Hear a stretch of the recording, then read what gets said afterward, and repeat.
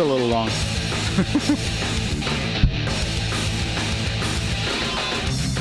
It's a lot more than a little long. Welcome to a very special episode of The Hole. I am Rob Sprance, and rather than go around the room and mention everybody, I'll do it very quickly. We're here with Chris Scorpo running cameras. Freddie Martins is here, my brother Ryan, Lori, who you always know, of course, Jared Pressman, and the reason why we are all here, and it is an honor, Jackie Martling, a.k.a. Jackie the Joke Man Martling. I just want to tell you how special I feel that you brought me on and you have 19 other guests. This is some kind of... I walked up 19 flights of stairs to share the microphone with 19 guests. First of all, it was two. So if you're not going to plug me, I'm not staying. All right. First of all, go right to Twitter, at Jackie Martling.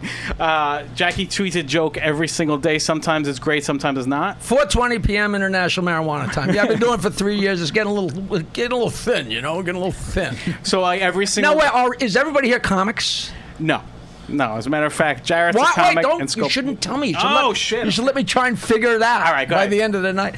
I walked past and there's this big, mean-looking black man who didn't want me to walk past him. Mm-hmm. And I said, I worked with you 40 years ago. It was William Stevenson. He's like an old pal. He goes, Jackie? I said, William, what's the odds? This is the closest I've ever been to being on stage at the Comedy Cellar. Really? You never played this ever? I never did any of the city... I did the comic strip until I passed.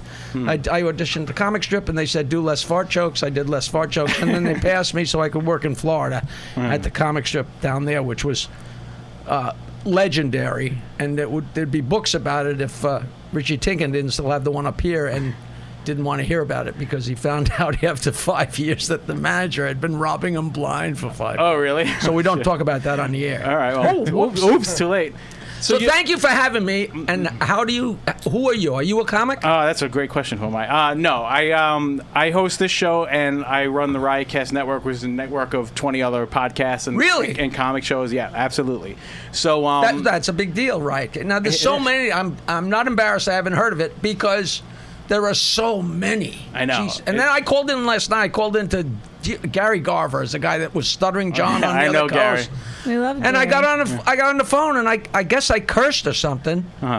Because I've done so many podcasts. He's, Juggy, this is terrestrial. I'm like, how the fuck am I supposed to know? How is that on terrestrial? That's more of a surprise. He might be dreaming. I think so. Maybe he was. But yeah, you can say whatever the fuck you want here. Well, I'm not going to curse. But more importantly, the who am I... everybody in this room, the reason why they're here, it's not their other guests. These are all people who I know in my life have grown up with you and the Stern Show. You guys are my pals. Absolutely. Yes. So we've grown up with you and the show, and unfortunately, you're part of the reason why I'm doing this, and you can be the one to blame for that. But I've had so many people, you know. They never say thanks. They say, you're the blame. You're the blame. No. Well, it's a compliment because when you know... I never, ever get sick of it. And the different things I hear as I get older, it's amazing. One guy came up to me and said, your laugh is one of the first noises I remember in my life. Fuck yeah. Because when he was a baby, not a baby, 1, 2, whatever, he was in the car... and his father or his mother or both are listening to the Stern Show, and a kid doesn't know what he's hearing, but he certainly can pick out that stupid laugh. Right. And yeah, absolutely. And he said, then I grew into hearing your laughter, and I said it was deja vu every time, you know. Yeah, and it's one of those things that, in addition to the laugh, like back from NBC, I know I can speak for Fred and definitely my brother. That far back, really? That far back, yeah. Are you guys all tri-state area, New York, Long Island? Yeah, we all are. So, you know, back then, like, I remember my brother and I would run home from school. NBC was like at 3:30, I think. Right. You're older by 2 years. No. The other way around. But thanks, Jake. I'm 3 years older than he is. Really? Yeah. No wonder you're in charge. So, you know, my brother and I would run home, and I know Fred and I would listen to it constantly. But we would actually run home. I remember there was like a request show beforehand, and then on NBC it was Howard. But before, when it was 4 to 8. It was 4 to 8. That's right. Yeah. Right. So that's what we would listen back then. But before we get to that, I kind of wanted to get an idea because, you know, anytime we have discussions about, you know, any of the shows or anytime we have a guest, it always starts with it already happening. But what always fascinates me... No, what it starts with is a joke. And this is the most disgusting joke that you can tell a 5-year-old and tell on terrestrial radio. But it's so disgusting, and I can't do it in my act because it actually freaks people out, and I have to win them back. Right. A woman calls the doctor, and she says, "Doc, I have diarrhea. Can I take a bath?" And he says, "If you have enough." Is that the greatest joke? And you can tell that to a 5-year-old. All right, I interrupted you. No, it's good. It starts with... Way better than where I was going. No, it really starts with, like, I always am more fascinated with how it started for you, like how you get to be, like, because you were doing music too, and you were doing comedy and music, right? Do you want 30 seconds or do you want 2 minutes? Whatever you want to say is what I want. I played rock and roll, okay? Not well. And I heard a joke in third grade. We were sitting around, a bunch of guys, okay? I'm in third grade, you're in second grade, you're in fourth grade. It's a small town, so we're from all different ages. We're having a snowball fight. In these days, there's no such thing as a dryer. So we had to sit there and drip dry and get a little warmer so we could go out and continue the snowball fight. So we're sitting there freezing our asses off on my buddy Roy Mitchell's floor. And my cousin walked in who was in 8th grade, which is big deal. And he walked in and took out a piece of paper and read a filthy poem. It was a parody to The Night Before Christmas. And it was like the night before Christmas, all through the house. Everybody in the family was drunk as a louse. And it went downhill from there. And years later, I somehow pieced it together. But I'm telling you, sitting there, I tell this story all the time, and I never get sick of it. I can still see the expressions on my friends' faces. They were enraptured. They were laughing. They were entertained. It was, all I remember, it was cool. Now, I'm in third grade. And I probably didn't think it was cool or neat, but whatever, it must have caught on. And then years later, when I got famous, people would ask, and you had to piece together. And somehow I've remembered every joke, dirty or clean, that I've heard since that day. No shit. Now, not really, but almost really. And I never realized there was anything to that, because to me, I grew up in America, and I knew all the jokes, and you grew up in America, and you know all the jokes. It never dawned on me that not only does nobody care, nobody knows them, comics don't even know them.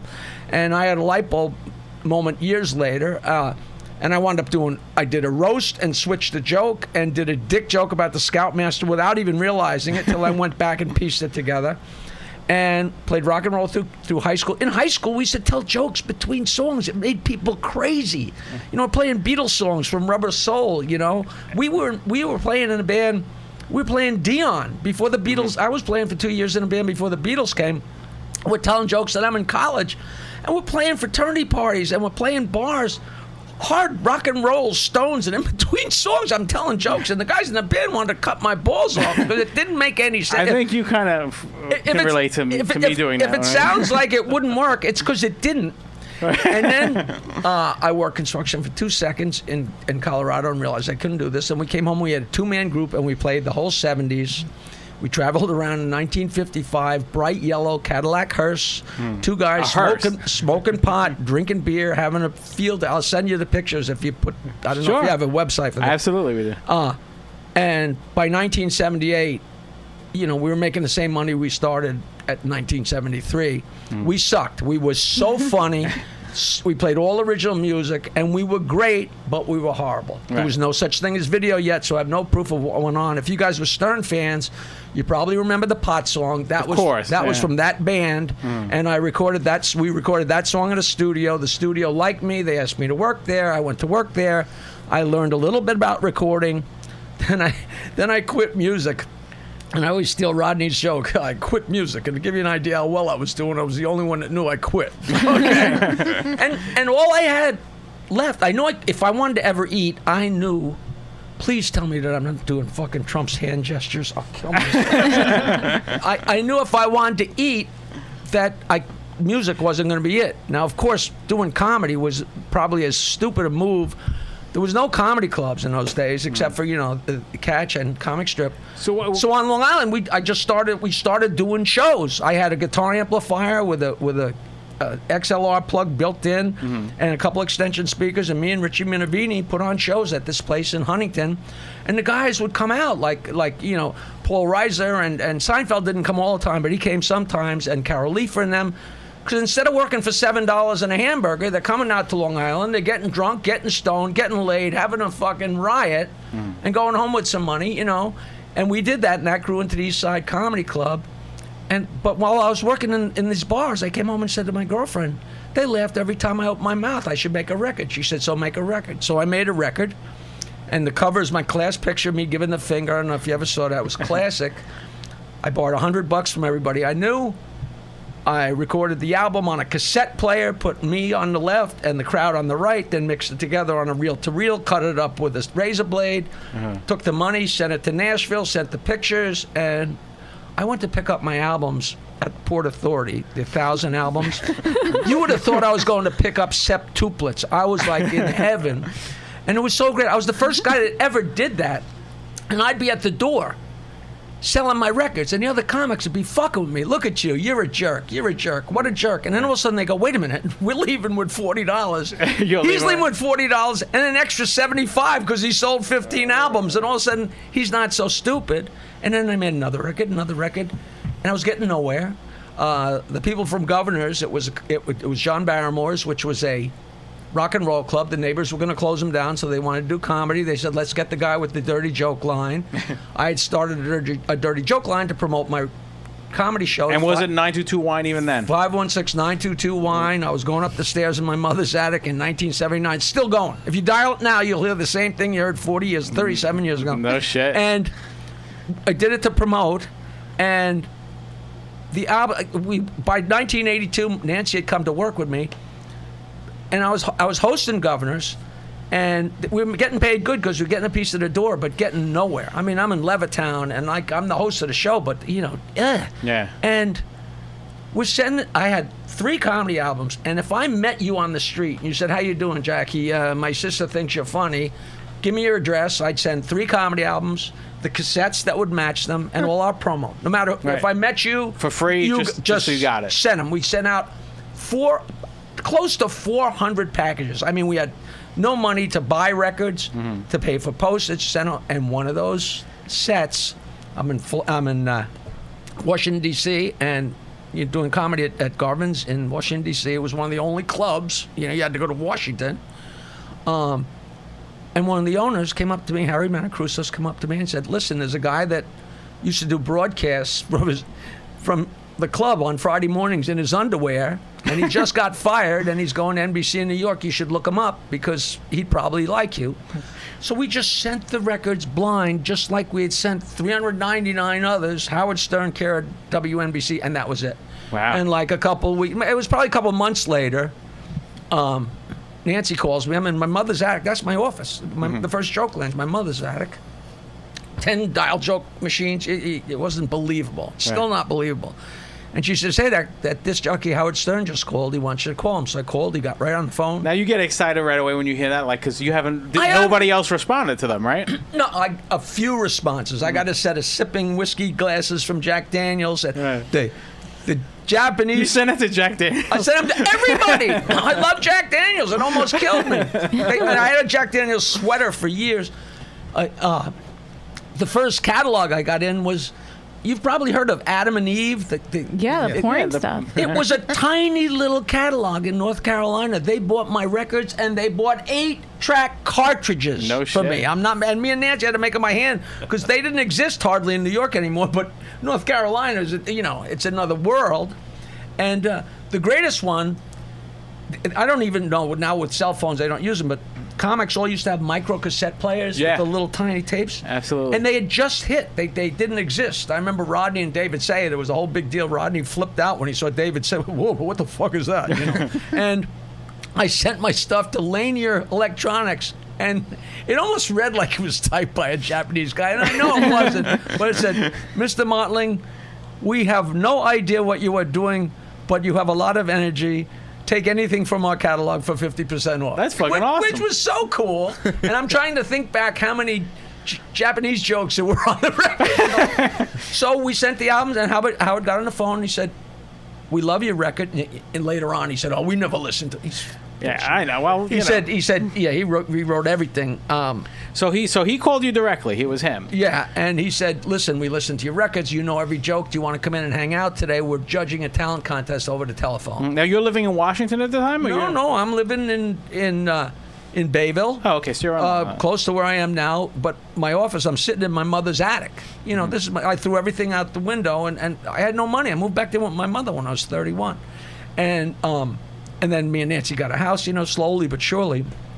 So this is 1983. He calls up, and he says, you want to come in? I said, hell yes. So I got in the car.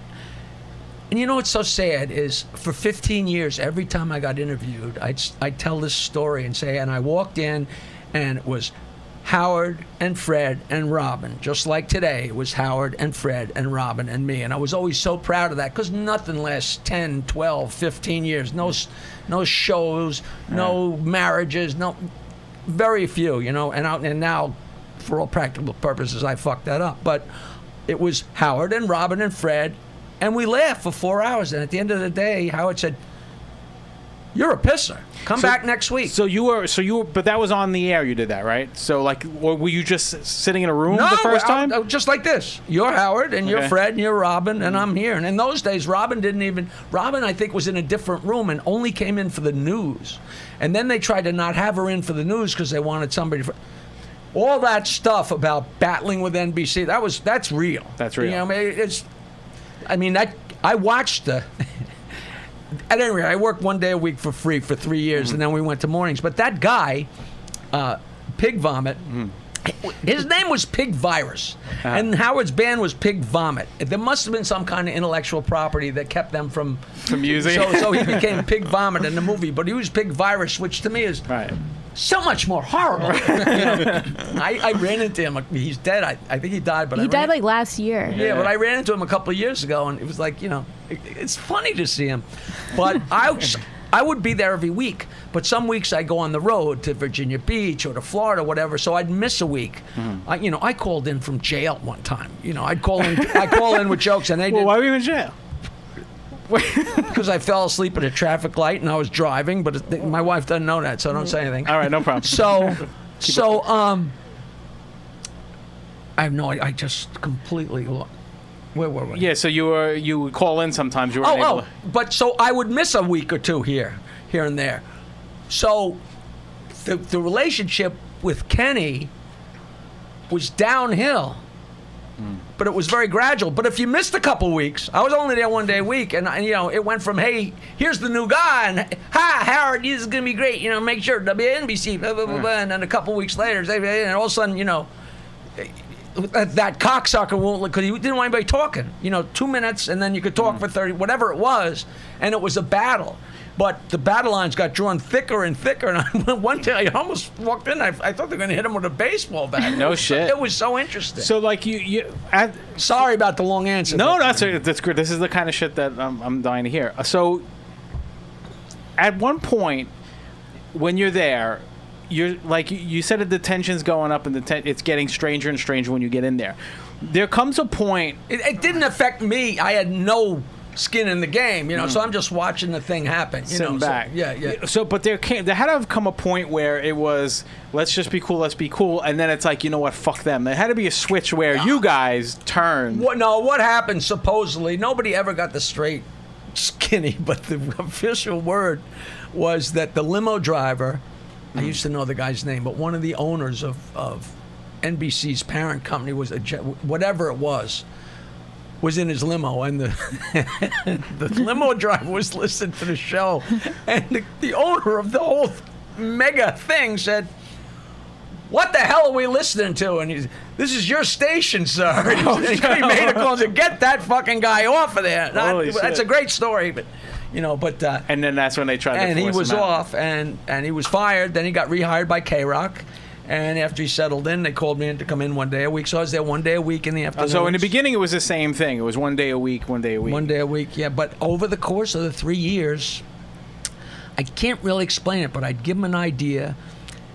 When I first started, it was funny because he had a character called Mama Look a Booba, which was a character with a bullhorn, and it was basically black jokes. Right. So I thought it was funny. So 1 week, either the second week or the third, whenever I came in, I said, here. And he said, what's this? I said, I had a bunch of ideas for Mama Looka. And he looked at me like I had two heads, like, like saying to Mickey Mantle, hold the bat like this, right. But I'm like, I'm a comic, and I knew from being there that I was funnier than him, so I gave him this shit. And he said, all right, I don't really need. And then in the very beginning, the first couple months, I actually listened to the show sometimes. No, people don't believe I never listened to it, but I did. But in the beginning, I did. And I was listening, all of a sudden I heard Mama Looka Boo Boo Day, and I hear him doing my shit. That's got to feel good. So the next time I came in, I said, here's some more stuff, and he said, thanks. And slowly but surely, I was giving him ideas here and there, and an idea, but it was very haphazard. And it wasn't. And then one day I said, fuck this, and I got an actual stack of paper and a Sharpie, and I'd write things and hand them to him or put them on his lap. And then it was so gradual. But it was 3 years worth, and we had some fallings out where I left the show. He fucked me over here and there. So even then, even the early KROCK, like you had some. What?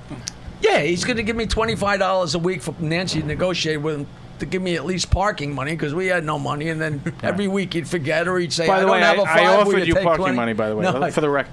What's really funny is we did that scene.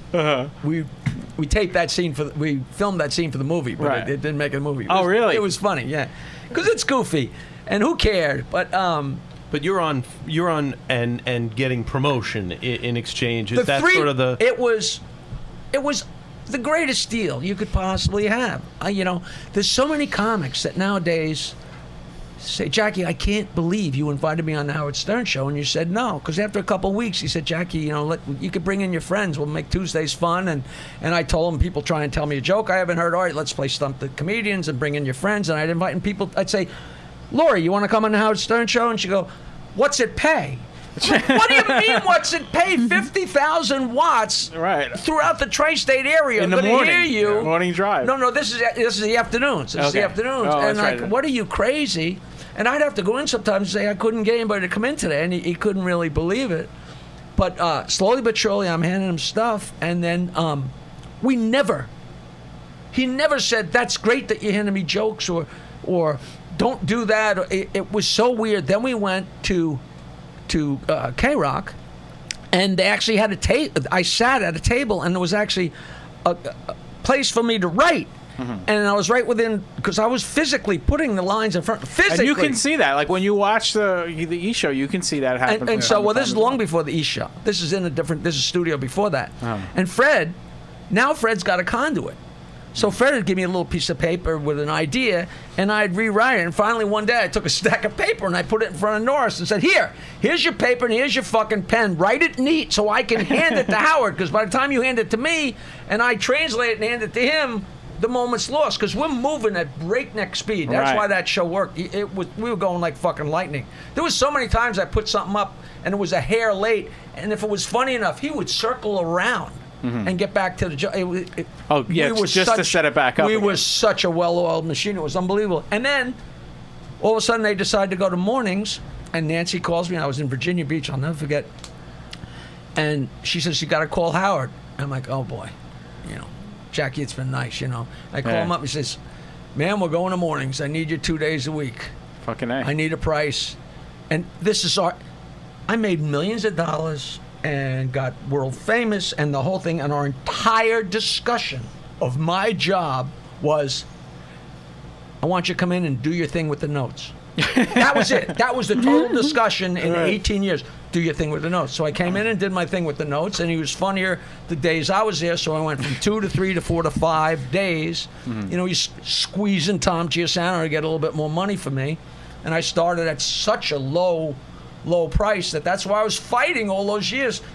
Not because I wanted to hoard money, it was so I could get myself into the fucking ballpark. I didn't know how valuable what I was doing was going to be or wasn't going to be. Yeah, because it's almost like when you start low, it's hard to get to where you need to be. We're going to double your salary. Oh, good, I'm making 4 cents a week.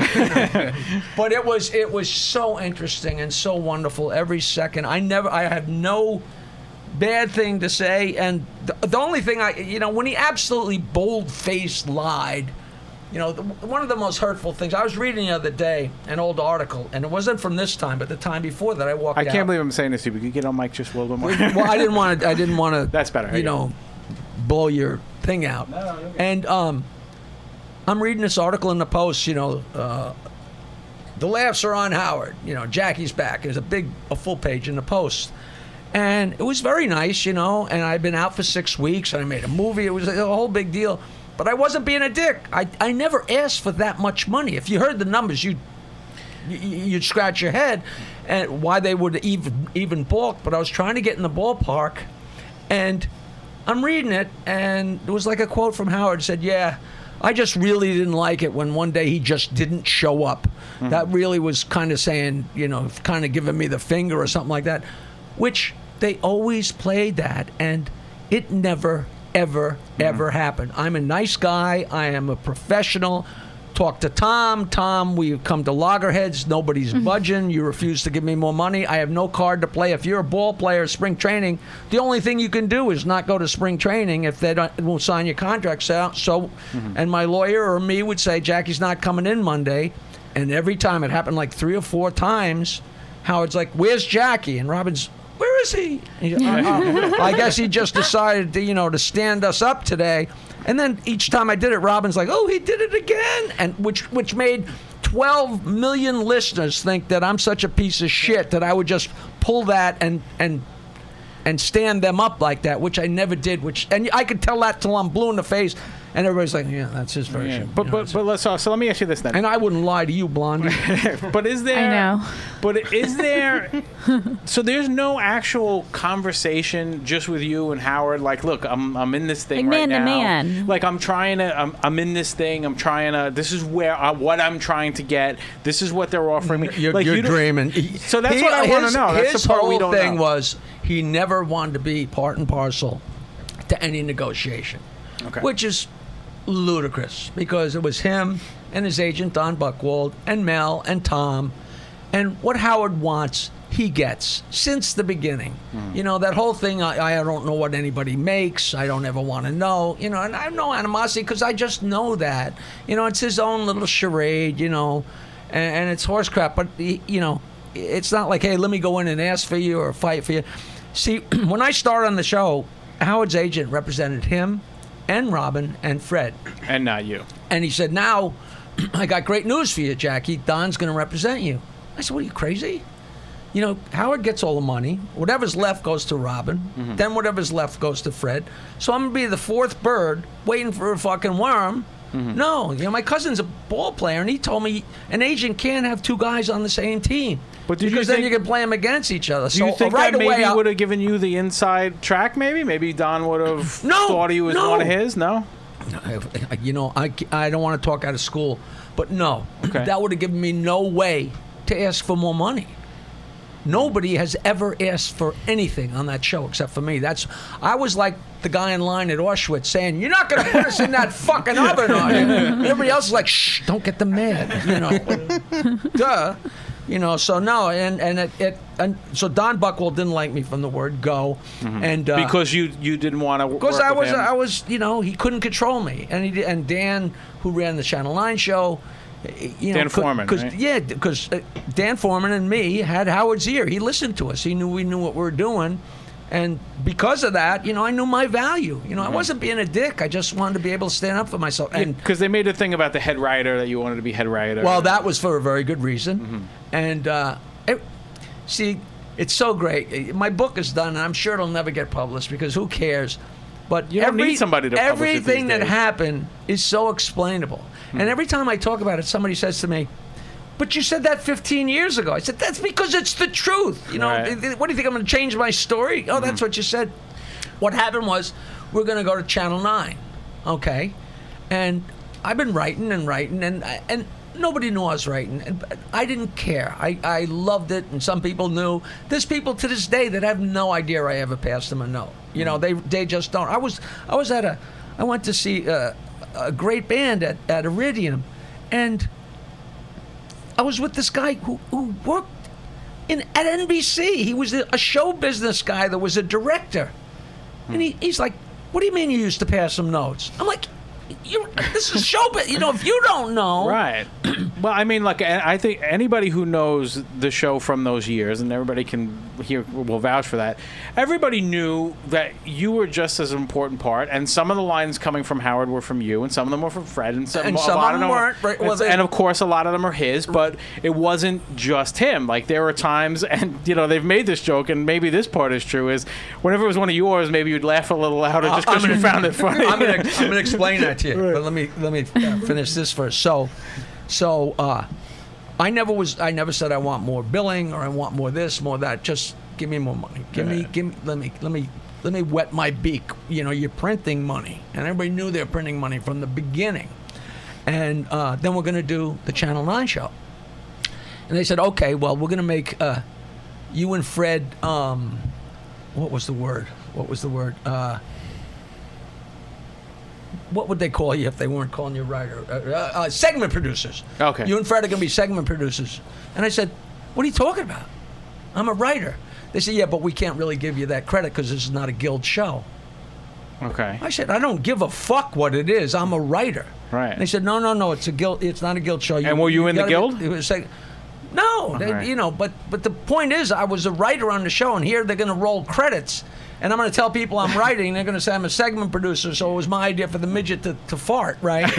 And I said, you know what? I'm not the writer. I'm the head writer. Because I sit there, and Fred comes up with an idea and passes it to me, and I got to decide which. Not a million times, but X amount of times, Fred handed me something that I had just written. Word for word, letter for letter. Believe it or not, which is just, imagine how well-oiled we were. And I said, I'm the last one. And then Mark, what's his name, was on the show. We had another guy, a couple guys were contributing. I said, I'm the last one that decides in the moment, in real time, what's going in front of Howard. So I'm the head writer. And they said, well, Fred can't do that because he's doing the sound effects. I said, okay. I don't want to be called the sound effects guy. I'm the fucking head writer. Fred is the sound guy. And people, and then, actually, the head writer of the Stern Show is Howard Stern. I said, are you out of your fucking mind? The head writer of the David Letterman show is not David Letterman, even though he's doing all the talking and making up. People had they were just trying to fight me. And then they broke my balls, and they could break my balls all I wanted. Because I didn't make any more than anybody else for being head writer, which, if it was the guild, I would have. But it was always, and every time they fucked with me, that never bothered me. Because I was so proud that I stood up for myself. Those things still roll. It was a whole big day. Now, a big deal. So there's Wait, let me finish the other thing. Sure, go. Everybody to this day, we always know when you wrote a joke because you laugh so hard. And I'm like, no, that is absolutely, patently not true. I am a really, really funny fucking guy. Okay? No. Hear me out. And so is Howard. And so is Fred. And so are so many people. I'm not any less funny or more funny than a lot of reasonably fast, brilliant people. I know I'm fast and brilliant or I wouldn't be here. If I wrote something very, Robin, if you say a cat crossed the street, the poster's here, Robin, it was the exact same laugh no matter what. Yeah. I laugh relative to how funny something is. Right. So if I wrote something that I thought was really funny, I'd give it to Howard and I'd scream. But if Fred wrote something that was really funny and I gave it to Howard, I'd scream. If Howard said something on his own, I'd scream. Yeah. And people say, I could always tell. I can't tell you how many times I went home and Nancy would say, the funniest thing you wrote today was such and such. Fuck, Fred wrote that. Yeah. The funniest thing that you wrote today was such and such. No, Howard said that on his own. She went, well, yeah, but you laughed so hard. Because it was so funny. That was not my job in the show. I chose. Nobody ever said you have to laugh. I enjoy myself. Right. So I'm laughing as funny as something is. I'm laughing at it. Right. People say you laugh at your own jokes on stage. That's because they're fucking funny. You have a question? There are definitely times. No, I'm not talking to your brother. All right, no problem. You got it. There are definitely times listening back to the shows where there is silence, and I can actually hear your pen. Absolutely. Gary, Baba Booey, and Dan had a huge argument at one of our parties, Christmas parties, because Gary was trying to tell Dan, no, you could hear the Sharpie, except you could hear this, because if you've ever used the Sharpie, after you've written with it for a few minutes, it gets a little dried out and Squeaky. starts to squeak. Yeah. Oh, you could hear the squeak. You could hear the squeak. And Dan's like, you're out of your mind. You're out of your mind. You're out of your mind. Then the next week we went into Channel 9 and Dan's kind of red faced and he said, I heard the squeak. I heard the squeak. It was hysterical. I wound up living with a girl for a couple of years that we got to San Francisco at the same time with the E! Show as the radio show. So she was a very smart girl, and she's watching the show, and she sees this guy with his head down, and she's like, what's that guy doing? And she's listening to the show, and she pieced it together. She says, wait a minute. He's got his head down, and she worked with Sharpies. And she said, there's a pause, and I hear the squeak. No, there's a squeak, and then the pause, and then the line, and then the laugh. She said, that fucking guy is right in the stuff he's saying, some of it. And she wrote to me, and she was a high level groupie, not a groupie. She was somebody smart who figured it out. Did she try to have sex with you at any point? Please. She mailed me a hand job. Wow. No, but that's very interesting, and you absolutely can hear it. You absolutely could hear it. So, and once you hear it, you can't mistake. Yeah, you can't miss it. Yeah, and then so one of the things that that laugh thing, like you laugh louder or whatever it was, that's some things that they talk about on the show. One of the things that I always wondered is, look, this was a 8 show. inches. This was a show about cut or uncut. A little too wide for most bros. I like her. So, the one of the things I always wanted to know is it's a show about essentially about breaking fucking balls. Is really at the core of it is about breaking each other's balls. And every time I hear 10-10, this is 20 years later, and they go, give us 22 minutes and we'll give you the world. I can hear Billy West saying, this is the Howard Stern Show. You give us 22 minutes and we'll break balls for 22 minutes. It was the funniest thing I ever wrote. So the breaking balls thing, and you were one of the best at it, especially when it would be a gang up on somebody, for sure. It was usually they gang up on me, and people say, how can you do it? And you wrote half those lines. But I could take it. Well, the Jackie Puppet you did, you had a... You wrote half the lines coming out of the Jackie Puppet's mouth. And I wrote a lot of the stuff the horrible things that Howard said to me, too. But and that was all part of it, how can you let him say that to you? Just because, Right, but there had to be, at anything, and even on this show, like when we have a regular show, it's on an interview, we break each other's balls. Does it ever get under your skin? That's what I was curious about. There had to be, I'm sure there were a couple of moments that you were getting your balls broken, and it actually bothered you, because you're a hippie in a lot of senses. You're a good dude. It bothered me. There was a whole thing where they did a roast and nobody laughed, and I was convinced that they had been told not to laugh. And in retrospect, who was the roast on? I remember that. I think we roasted Howard, and what I wrote wasn't funny, or what I said wasn't funny, and the audience was strippers. That was silly of me. But so you thought that they had set you up? Yeah. And but there's always other things going on in your life. You find out that you're not really mad at your best friend is because your girlfriend just told you to go fuck yourself. Right. And you can't. They're all in the same box. But we used to do Sternak. Of course. Now, do you know what Sternak is? Yeah, Karnak. it's the Karnak version. And it, Howard's doing it, and I didn't want to obsequiously scream at them because they were so inherently funny. We're coloring inside the lines. It's terrestrial radio, and they were funny. And I wrote all of them and wrote all the insults and the introduction, so I took all the blame or I got all the credit. And it was always fun. And that's the kind of bit that's funny if it's bad. It just doesn't matter.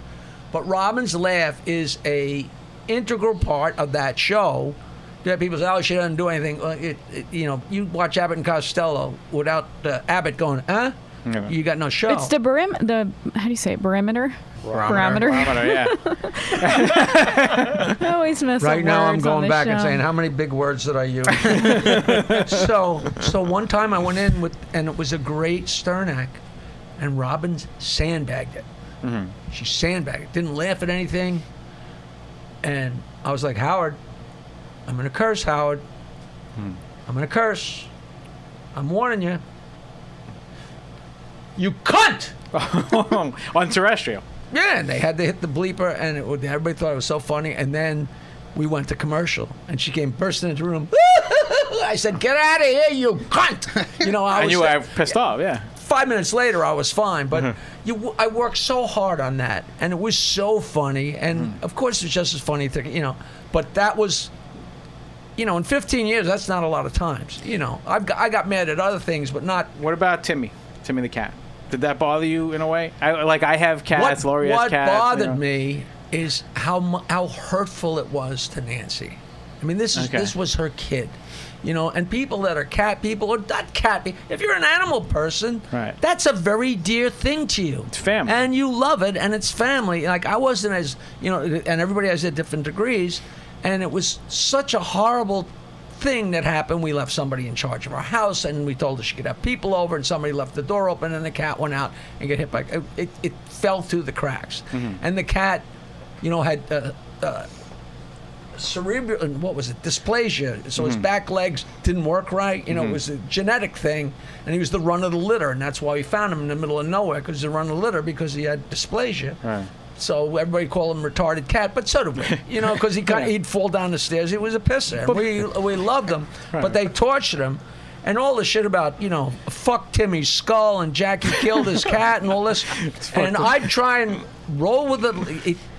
It was so masterful to try and laugh along and try and turn the Titanic. But look at Gary's teeth. You know what I mean? Because I knew how it was killing Nancy. And then, of course, her friends would go, they were going on and on about, and then I'd make a little bit of a joke to try and fight fire with fire. And then, and then people would say, you don't care. I'm like, yeah, I was in a no-win situation. And it went on and on for years. And now he's Mr. Catman. I don't know how the fuck he explains Timmy to that wife of his. I don't know whether they've erased all those tapes or, No, it's really funny when Jackie's cat gets killed, but I really like our 25. What the fuck? When, but people still write to my friends. Like somebody will send a nice email, blah, blah, blah, and F Timmy. But because it transcends what it originally was. Way beyond. Like F Jackie. And it's the same thing. And I always loved it. I named my 5th CD F Jackie. I said, go ahead, say it all you want, you assholes. That's promotion. So I wanted to know one thing. Like, you brought up Nancy. So are there other instances? Let's talk about this. So a guy goes to the library and says to the librarian, I need a book on suicide. She says, fuck you, you won't bring it back. So you got to put in a joke once in a while. Fine, no problem. You do. I listened to Jackie on his show. He didn't tell one fucking joke. You can throw him in as much as you want. Couple's in the living room. He says, you're dry tonight. She says, you're licking the rug. You like that, Laura? Now, whose girlfriend are you? She no one here. She's a faggot. I don't know. I wonder. Not supposed to say that. You're too young to listen to NBC. How old are you? 36. Wow. He's got that because he has the chubby glow. Makes him look. You shouldn't say that in makes front him of him. look. Really? Oh, he has a chubby glow though. You know what show you came from, right? Oh, go ahead. You have a question? No, I was just going to say, what about the? I'd like to apologize to. Is that the bald side? This is where the bald guy sit. The apology to Nancy that she got the blame for and continues to get blamed for had nothing to do with her. It was 100% my idea and my concoction. We were about to go on vacation for a week, and we were going to, maybe it was 2 weeks, we're going to Paris to her sister's wedding. We're going to Venice afterwards. We had, we don't go to Europe every day. This is like, holy shit, we're going to Paris and we're going to Venice, and this is unbelievable. So we finally become number one in Philadelphia, and we have a wild time, and we're all drunk all the way down there. Dominic Barbara, Jessica Hahn, and me and the guys and Robin, and we are so drunk and stoned. I'm sure I'm much worse than any of them. And then we finally get to Howard's suite, and Jessica Hahn has a suite right next door. And we're sitting there, and we're ordering dinner, and we're all fucked up. And Howard calls up Jessica and says, come over and take a bath. So she comes over to his suite, and she takes a bath, and it's like a good 100 yards away. The suite's so big. So she's she runs a bath, and we go running down there, and we throw Stuttering John in the tub. Right. And just like Pigpen, we pulled him out of the tub, and the tub was black. So we had to drain the tub and clean it out, and then they ran the tub again, and she's in the tub, and she says, come on, Howard, get in the tub with me. And he's like, we're all sitting there, and it's me and Billy and Howard and Gary and Fred. And shit just gets real at that point now. It's not a goof anymore. No, it's all completely a goof. Right. And he's like, it's nothing sexual.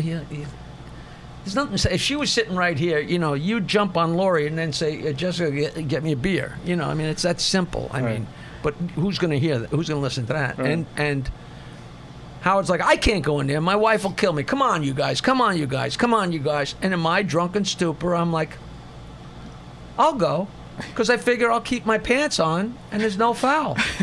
That's in my logical mind. So we go walking back there, and Howard stripped down to his underwear. She's in the bathtub, I think naked, but she might have had her pink negligee still on. I'm not... In fact, I think she did. I never really thought about it because later on in the story, the pink negligee is wet, so that'll explain it. She's in a tub. So I take my clothes off, but I've got on not only my underwear, I've got on blue jeans. I got on my blue jeans, And we get in the tub. We must have been in the tub 30 seconds. Mm-hmm. Not even, I'm telling you, we got in and got out. And it was just so stupid and so fun. And then we went back and kept drinking. I went downstairs and got even more hammered. And never gave it another thought. And in retrospect, I should, of course, know better. And we woke up and went to work. And he couldn't wait to get that mic on. Right. And he made it sound like we had a full-scale fucking orgy. That was. I would love to hear the tape of what he said. Jackie, you should have seen Jackie, and blah, blah, blah, blah, blah, going on and on. And I know none of this is true. And I know I'm bulletproof, because if Nancy says, were you in the bathtub? Yeah, but I had my pants on. Right. Come on. No foul. And that just sounds like bullshit, even though it's not. No, it's not. And you know what the show is. It's not like, we left Sunday school and went with Jessica Hahn. I mean, this is the Howard Stern show. Right. Number one in Philadelphia, a billion people watching, listening, whatever they're doing. And we get done with the show.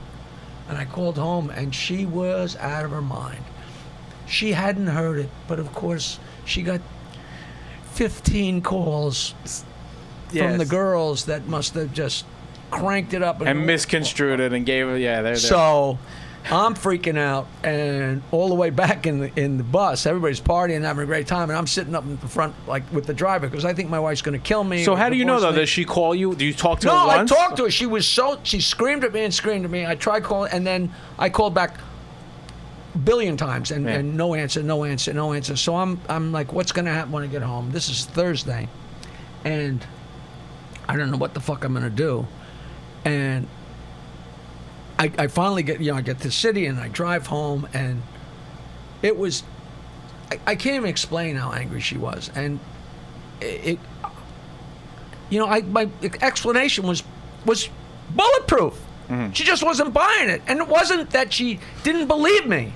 She just thought that it was so disrespectful or whatever. And, because everybody got to her first. She's a creative, artistic songwriter, actress. She's a little bit off her trolley in all the best ways. She's brilliant and smart, and she's very, very sensitive. And I would have never done it. It wasn't meant to be hurtful. I was being my asshole self, which was not an announcement to the world. They were kind of tuned into it, but she's pissed. She takes off out of the driveway. I don't know if she's going around the block. I don't know if she's driving to California, going to her mother's. I'm worried she's going to get hurt because she's can't see in front of her eyes. She's freaking out.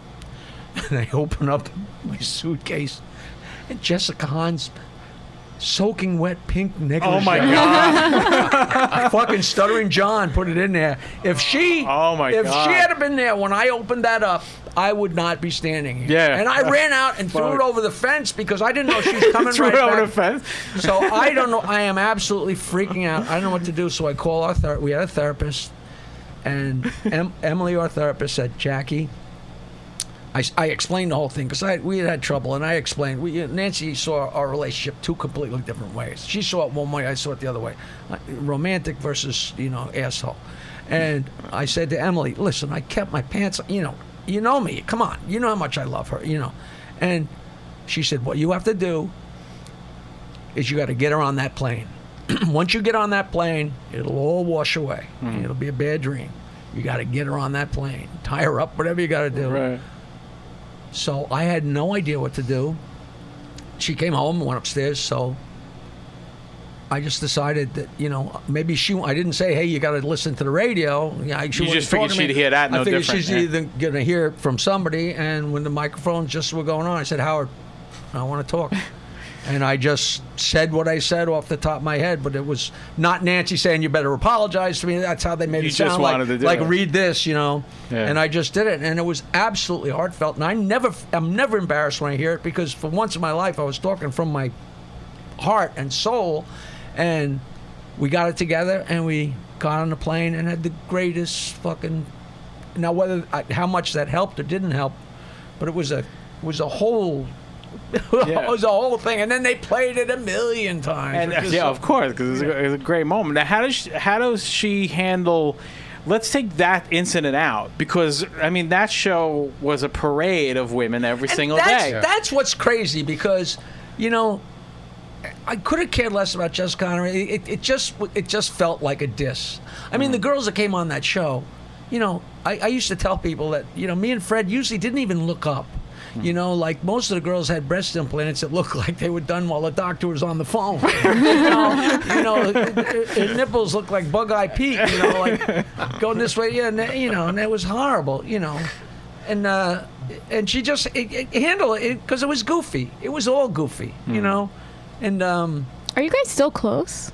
me and Nancy, she lives 2 doors away. Oh wow! No In fact, shit. I'm taking down her umbrella tonight. Wow, look at that. She's me and my girlfriend Barbara go out with Nancy and her boyfriend on his sailboat.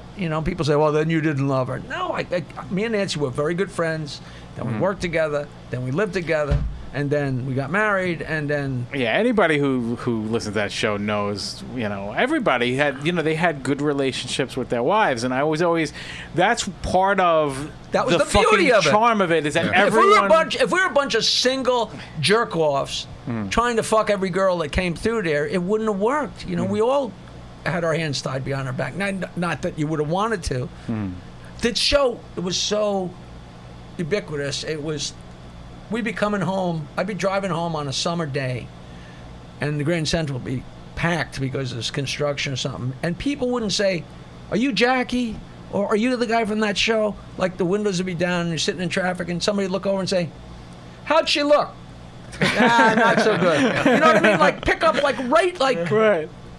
which was so immediate. Yeah, because at its height, And that'll never be recreated. yeah, it was a phenomenon for sure at that time, and the amount of I have to imagine it must be great, but at the same time, when it gets too big, it's got to fuck with your life a little bit. Like that one specific incident for sure. It fucked with your life from the word go because of the hours. The rest of it was all gravy. God rest his soul, Dave Herman, that pervert, is dead now. But he was the morning guy on WNEW for 25 years. And when we started in mornings, he followed us on KROCK. And after the second day, I mean, my whole life, I got up twice at 4:30. I mean, I'm a comic. I was a rock and roller. We went to bed at 4:30. You'd watch 3 Mary Tyler Moores, 2 Newharts, and then the comics used to say, "Here's Lucy," was God's way of telling comics to go to bed. So bad, right? And I think I got up at 4:30 to go fishing one time, and all of a sudden, after 2 or 3 days of getting up at 4:30 and driving in, I saw Herman in the hall. I said, "Herman, you did this for 25 years. When am I going to get used to this?" And I could still see he had a big smile, and he said, "You ain't ever going to get Really? used to It's it." that bad, huh? And the last time my alarm went off at 4:30, it was just as painful as 15 years earlier. Yeah. It's too unnatural. So that fucked with your life, but everything else was, some things, like any job, this fucked with you and this didn't, and this was fun and this sucked, and this guy didn't like this guy, and it was so much fun. Oh, God. Yeah, it was. Even just like listening back to them, even just preparing for this, which I don't really have to because it's like I wrote it. Everything I wrote down was already in my head. But, Well, that's very flattering. I'm telling you, I don't know how real fans there still are, but anybody that was really locked into that show will so love the book that I wrote. And there's nothing really mean in it, and there's nothing tales to tell because everything was played out on the air. But from my point of view and my take on it, and there are some fun things. It's so flattering that this many years later, there's so many people that are so crazed about it. Yeah, like you can tell the difference between the new fans and the older fans because the new fans, their opinion of you is more what been said of you as a goof back then, more so than the reality of what it really was. Let me tell you, the greatest. It's just like, Trump has fans because there's a lot of stupid people. Right. There's a lot of stupid people that don't get the show, just like people used to watch Archie Bunker. And some of them love the goof. And other people are like, yeah, racist. You know what I mean? Like, right. Two distinct things. I got the nicest email that I couldn't have made up maybe a month or two ago. A guy wrote to me and he said, I live in Seattle and I started listening to the Stern Show in 2007. And I immediately fell in love with the show. And then I listened more and more. And I started hearing the old shows. And he said, it was like finding a new band that you really love and then discovering they have old albums that you like much better. Right. Yeah. How great a compliment. Yeah. I said, now you go around and tell everybody. But it really is true. It's one of those I said phenomenon. I didn't know I was going to get jerked off like this. How great is this? Why not, right? You're what did you think I was welcome. going to give you shit? That's why we brought Lori. Yeah, I mean, I have a purpose. What did you think? But that's why It's so nice. These are so not. nice. These I are wish not Fred guesses. was sitting here sopping up this too, which he doesn't do. He said it was blustery, so you guys couldn't go to. He's so brilliant. He's the single funniest and fastest human being, and and I. And you were there when he met his wife. And I right? can't say anymore because it's out of school stuff. Did it hurt? Okay, so he met his wife on Dial-A-Date, and it was so funny because the first girl said how much she wanted to have sex with him, and the second girl says, I want to get together, and probably pretty soon we have sex, and the third girl's like flirting with him, and Fred's really interested and asking her questions, and me and Howard looked at each other and said at the same time, he's shopping for a wife. And he was shopping for a wife, and he married her, and she's wonderful. She's wonderful. They're still, good friends, Yeah, and But it was so weird, the one girl said, I'll come in and blow you right now. Number 3, what's your favorite color? Because you probably heard that shit all the time. You probably heard, so it didn't mean anything when after a while. So crazy. All right, stop. Go ahead, go. So a girl calls the gynecologist. She says, Doc, I'm freaking out. I keep finding postage stamps from Costa Rica in my vagina. He examines her. He says, lady, those aren't postage stamps. Those are the stickers from bananas. Now, see, why wouldn't you come see me live if it's this funny? It's this funny, Chubsy Ubsy. Tell everybody where they can see you October live. 1st at the Bolton Center. That's the nicest gig I do. The Bolton Center on Long Island is fantastic. First time I went there was to see Jimmy Webb. Jimmy Webb's my neighbor in Bayville. And we had dinner on New Year's Eve, a couple of New Year's Eves, and he's just brilliant. And it's so fun to sit there and exchange stories with him because I'm talking about, Fred the Elephant Boy, and his stories about John Paul, George, and Ringo. So I'm kind of outclassed. But I saw Jimmy Webb at this place, and I'm like, what a great place and great sound. It's so classy. And then afterwards, we were hanging out, and the girl comes up and says, Jackie, would you ever do a show here? I'm like, whoa. And I did a show there, and it's fantastic. So Bolton Center. Okay. Go see somebody there. It's fantastic. And then Parks Casino, August 25th, which is one of those weird little casinos that's killing Atlantic City, but it's so much fun. My friend Rich Harkaway, I always mention his name because he's a good guy. And Ha Comedy Club on August 18th in Yonkers. Yonkers. I'm working Yonkers. Really? I went out to Las Vegas and we did the Orleans Arena. 2,500 people. Me and Slayton, Bobby Slayton, and six or seven of us. And I went on last. I had to follow everybody, and I destroyed 2,500 people. You could hear a pin drop. It was fantastic. And like 3 nights later, I'm working to 50 people in fucking Jersey. I'm like, what kind of job did you choose, you asshole? I know. And the 50 people in Jersey is just as much fun. Do you believe Probably that? more fun. Who do more you look intimate. like? Who do people tell you look like? I don't know if I want to hear that, but No. Ellen DeGeneres. a little bit. LOL. No, it's going to pop into my head. You look exactly like somebody. All right. Well, if you It's think nice. about, let me know.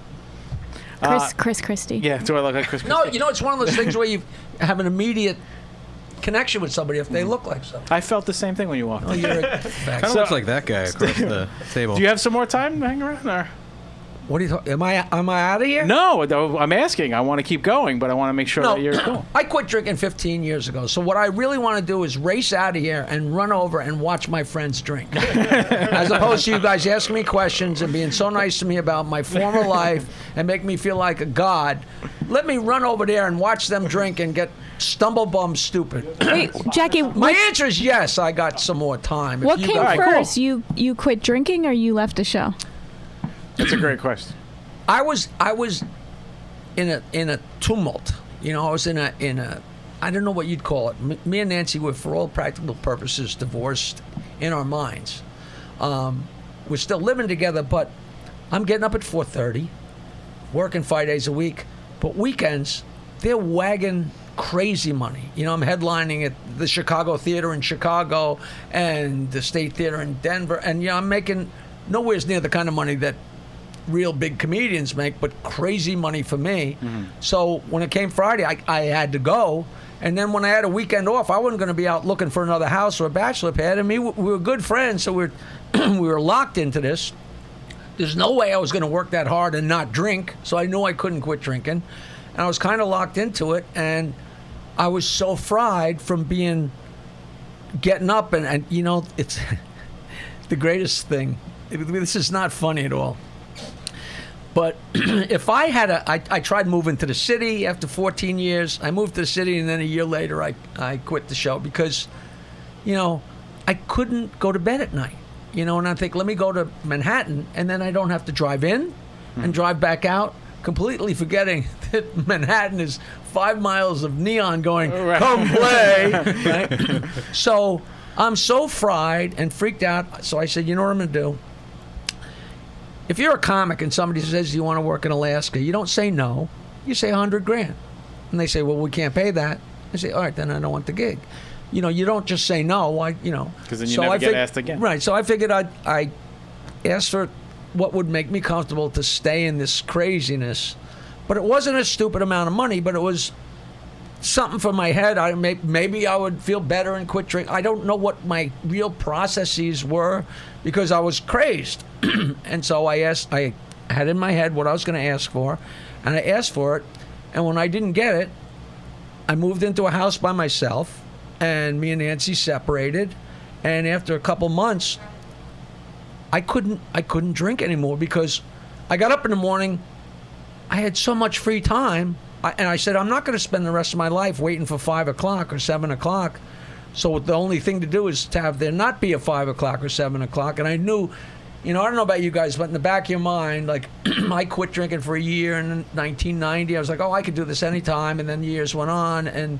And I knew at some point I really did have to stop. And they're all so funny stories. And all of a sudden, I'm off the show, so I quit drinking, and we separated. I moved into a house by myself, and I lost my job. And if you talk to anybody, if you quit drinking or separate from your wife or lose your job or move into a new house, you don't change anything else because any one of those is enough to throw you. And I did all four at the same time. Yeah, so I was crazed, right? So it's funny. I quit drinking, and after a week of not drinking, and this is the only time it happened ever, my good friend John, me and Nancy and John and Susanna went to have dinner on Central Park South, and we sat down to eat at some real nice Indian restaurant. And I said, no, I quit. What, you didn't quit? Give me a drink. And he wouldn't shut up. Fine, said, God, give me a fucking drink. Next thing I know, me and John and our wives are in a handsome carriage, a horse-drawn carriage, we're going around Central Park in a handsome carriage. And we got 2 6-packs in a fucking paper bag. I'm like, what are we doing? We're in a handsome cab in Central Park in Manhattan. We're drinking beers. Good date. So then I said, this is it. And that was it. The next day I went to a christening, and it was so funny because I was always the last one drinking. You know, get there early, drink on the way, get there early, pound down at the cocktail hour, and then afterwards, you know, grab the girl before she stops serving. Mm-hmm. And everybody else is having coffee, and I'm still pounding. And we were at this christening, and the girl came around. It was a real low-class christening, and the girl had a pitcher of beer in one hand and the coffee urn in the other hand. And I pushed my beer goblet and turned over my coffee cup for the first time ever. And Nancy thought she saw a fucking ghost. She was like, "Who was that?" And I swear to God, I said, "I'm done." And that was Cinco de Mayo, not for any other reason except that's the day the party was. You just kind of knew it. Cinco de Mayo in 2001, and I never had a sip since. Yeah. And people say, "Oh, because I still smoke pot." I just do what I want, And people say, "Oh, did you have a problem?" I said, "I think so. I don't know." And then I tell them what the extent of my drinking, and they'd be like, "You didn't have a problem." And then my really good buddy Toby Ludwig's mother is 85 years old. She was an alcohol counselor for 60 years. All right, delightful woman. I went down to hang out with her. Her husband's 95. He invented the swimming pool. What? In the old days, the way they made a swimming pool was they'd put a foundation and fill in tons of cement. And he was working as a landscaper for Oscar Hammerstein. He said, "This is ridiculous." And he came up with spraying the concrete, and he made sylvan pools. Everybody's heard of it. I wasn't in the... My parents have a sylvan pool. Right. God, I didn't roll in circles aren't that you had fucking pools. So I fancy? don't know. Yeah, So you heard the that. guy made gazillions of dollars. So they're such a nice couple. And she says, "Jackie, I've never asked you this. Tell me about your drinking." I said, "People tell me they don't think I had a problem because I never got up in the morning and had a shot. I never sat and watched a football game or a baseball game. I don't watch that much anyway. I never sat there and drank. And I never drink when I'm on stage. And as I'm explaining, I see her smiling. And I said, "Well, what are you smiling at?" She said, "Anybody that uses the word never when they're describing their drinking is an alcoholic." And I was thinking to myself, she's doing this 60 years. She knows what she's talking about. Because I'm telling how little I drank. But, I wouldn't drink it till I was done with the show. But Did you ever drink? Manage to get fucking crazed. Do you ever drink by yourself until the point where you threw up when you were by yourself? Yes. There we go. Never. I never, ever drank by myself. I never had any desire to drink by One myself. person in this room has done that. Can you guess who it is? Lori. No. Unless she's done it separately. Chubsy Ubsy? Have you done that? No. No. It's his brother. No. No? That's Fred. It was a rough night. He drank it. He told me, he's like, and I remember But you this. drank till you threw up? That's not a big deal. By himself. That's what I say. It's not a big deal. I think the by himself part is the big deal. Because there's so many levels, right? When I It was on big we were on level. the show. We were on the show for a while, and it's so wacky. I gotta tell you a joke. Go. A guy goes to the vet, and he says, "Doc, you got to help me. My dog is eating his own shit." And the vet says, "Give him these pills." And the guy says, "What'll that do?" He says, "It'll make the shit taste bad." You know what? On that, Jared, you wanted to do Stump the Joke Man. No, right? no. You don't want to do it yet? No. All right, all right. You just say, "Oh God, who the hell does he look like?" Is it Harry Shearer? Probably a little Nobody's Harry ever Shearer. told you you look like Harry Shearer? I can see a little Harry Shearer in there. So, what we just talking about? Come on. Oh, so slowly but surely, when we first started on the show, mornings, me and Fred would sit there, and Gary and Howard, we were waiting to go in, and it was really funny because I'd walk in and bitch about Nancy, and then we'd walk on the air, and the first thing I'd say, "Oh, Robin, you should have heard him, bitch." Yeah. You learn pretty quick to keep your fucking mouth Right, shut. yeah. And then if you have something you want on the air, like, you know what I really hate? Right. Don't throw me in that briar patch, So I would tell these guys stories. And sometimes you tell a story and you tell a story. And my stories, I hate this expression, but my stories always trump theirs. But I wasn't making anything up, and I wasn't trying. Just like I led a different life than these guys. They were sitting with their parents watching the Mike Douglas show, and I was swinging from the chandeliers at Michigan State drunk. Swung Right? apart, right. They made fun of me because I didn't know the characters in the Partridge Family, and I Right. didn't know the characters. They're watching sitcoms while I'm fucking up girls so ugly that and I just lived a different life. And then at some point, I still can't believe this. Gary came in, because I thought Gary was a pretty wild guy in college. He said, "Hey, Howard, I was talking to Jackie. You know what he told me? He told me there was a time he drank so much, he didn't remember what happened the night before." And Howard said, "Stop it." That's such an obvious Did thing, you ever too. do that, Jackie? And I'm like, he's crazy. And I'm thinking to myself, Every night. if that hasn't happened to you, you weren't drinking. Right. And Fred and Gary, maybe Fred was probably just being quiet because Fred likes to tilt a few. But they're actually saying, you drank so much you couldn't remember the night before? And I'm thinking to myself, who am I dealing with here? I couldn't say, what are you, an asshole? I never could. In high school, I used to go downstairs and peek in the closet to see if the keys were in there. You know what I mean? Like, so it was a whole different level. You know? So fuck drinking. One time I was at a couple of years after I quit drinking, I was at a New Year's Eve party in the Midwest somewhere, Minnesota or something. I have no idea what I was doing there. And it was New Year's Eve, and there was a very pretty girl with big boobs, nice cleavage, and a guy poured champagne down her front. And without thinking, just being my outrageous self, I stuck my head between her boobs and licked it just to be outrageous, not realizing that's alcohol. Right. And I was like, whoa! And every cell in your body's like, we're drinking.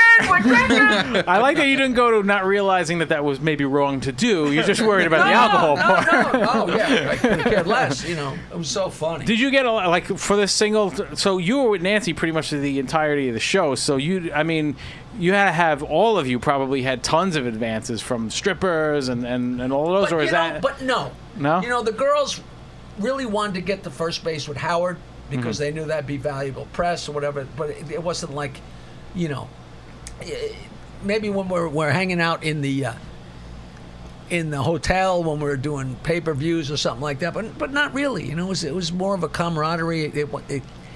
It seemed like it should have reeked of sex, and it just didn't. Really? It just didn't. And Nancy could tell that I was like, hey, you come along, But it's great that the whole world thought that. They thought we were living in a floating whorehouse, which is wonderful. It's the theater of the mind. Yeah, but because, like we said earlier, because we knew you were all married and happily married and pretty, with the exception of you, pretty reserved people. That was why it was funny, because there were times Howard would coax somebody for 45 minutes to take her clothes off, and then his next line would be, okay, put your clothes on, what's the matter with you? It was almost like it was more fascination with getting her to do it than the actual act of it being done. And people say, how could you drink that much and drive? I say, what are you talking about? How could I drink that much and not fuck somebody? It's great shit. Great. So, Jared, you want to try some Stump the Joke Man or what? Yeah, I mean, you can't have Jackie here and not give it a fucking shot at least. Well, you can do it. You can do it, Jared. I was gonna say before too, when you were saying that you got that compliment from the guy that said I started listening to the old shows. When I was talking to Rob too, I listened to Stern. I would watch it, when it was on, and I would watch E late night in college, and all my friends loved it. And then I was saying I gotta find this guy's albums. And then I went and found all your albums and listened to them. And then I was floored at everything. You could say if you thought they were horrible. No, they and it was just the most amazing thing to me was the encyclopedic knowledge that you had of everything. And I was telling Rob about Stump the Joke Man, and even when you did it on the air, and even when you did it on your live albums, it was always the same thing that people would call in and they'd be like, Jackie, what do you call a gay dinosaur? And you'd say a lickalotopus, and they'd be like, yeah, that's right. And then the next show would be like, hey Jackie, what do you call a gay dinosaur? Like, Megasaurus. Yeah, that's right. It was the same thing every single time. It was always funny. When I did it at Rascals Comedy Hour, people would say, why did 5,000 Mexicans attack the Alamo? And I'd say, because they only had 2 pickup trucks. And no, 2 station wagons. 2 station wagons. I win. Oh yeah, they try to. The greatest.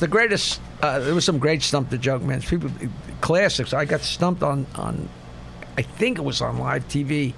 This is so long ago, but there was a New York Yankee, Louis Polonia, who had sex with an 11-year-old girl or something like that. Shit. And the news had just broken that morning. And a guy stood up to stump me right in the front, and he said, how is Louis Polonia like the tortoise? And I had no idea. And he says, they both got there before the hare. And the place went berserk. The place went batshit. Another time, we're live on the air, and a girl comes up to play Stump the Joke Man, and she asked me a really simple joke. And I said, this is like a joke I would tell in my act. I can't believe I don't know it. And And I said, what's the answer? And the joke was, why do they bury Jewish guys standing up? And the answer is, so the change won't fall out of their pocket. Okay? And I said, I can't believe I didn't know that. And the girl says, I can't believe you didn't know it either, because I stumped you with the same joke right here 2 years ago. No shit. You forgot. So talk about things slipping through the cracks. You know, I'm supposed to know every joke in the Yeah, world. I didn't remember the one that girl told me.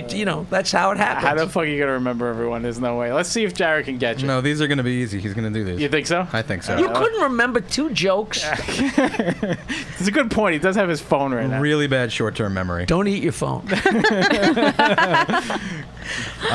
What's the difference between a hooker and a drug dealer? You insult me? The hooker can wash your crack and use it over. That's right. That's it. That's right. That's right. That's right. Thanks. And Howard just hang up on him. I like how Janky gets a real smug look on his face. Go ahead, motherfucker. He's like, go ahead, bring it on. Go ahead. I thought he wasn't going to know it, too. Had a poker face. You should see. Sometimes people ask me a joke, and I'll run up to a guy in front and say, you want to bet $20 whether or not I know this? $20? And there's been guys that take the bet. I'm like, you fucking idiot, And then there's been times I don't know, it's so fun. But in the early days, I went on Nutrisystem and lost 30 pounds. And then slowly but surely gained it back and went on it again, and they paid me. There's so many great stories about it. What's really fun is I knew I was going to be hosting the Rascals Comedy Hour, so I wanted to look good. So they thought they were going to pay me money to lose weight over 3 months, and I think I lost the weight in 5 weeks because I'm a nut, and I wanted to be ready for the thing. So I got 5 or 10, whatever the money was, instead of being a 3-month promotion, right? So I'm skinny as shit. I'm like high school weight, and they send me to this guy who does hair, before the show, and he gives me this poof, like something I would never have in a million years. But then, and Showtime, I couldn't do anything about it.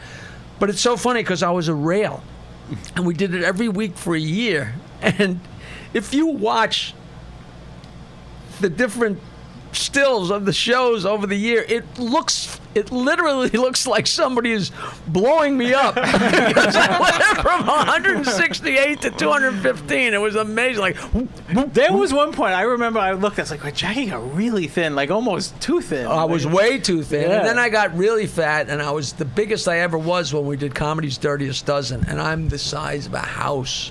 I don't know if you ever saw that. It's a great, I think it's out on DVD, but it's Chris Rock and Bill Hicks. Not Robert Schimmel, Otto and George, and me, and John Fox, and Tim Allen. I mean, what a cat! Everybody on the show became big stars. I'm like, yeah, hey. But what a hoot! And I was 215. I'm like, I'm the size of a house. 250. Jared, what do you got? Get another one? Yeah. What do you do if your girlfriend starts smoking?